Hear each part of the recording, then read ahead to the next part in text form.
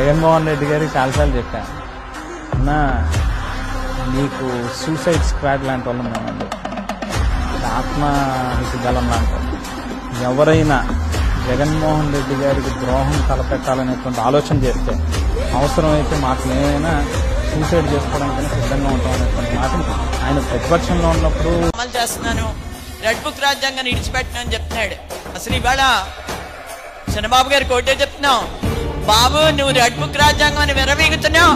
మా వైఎస్ఆర్ కాంగ్రెస్ పార్టీ కార్యకర్తలు గాని నాయకులు గాని ఒక రాజ్యాంగం రాస్తే నువ్వు గాని నీ నాయకులు గాని నీ కార్యకర్తలు గాని నడి రోడ్డు మీద నడవగలరా అని చెప్పేసి ప్రశ్నిస్తున్నాం.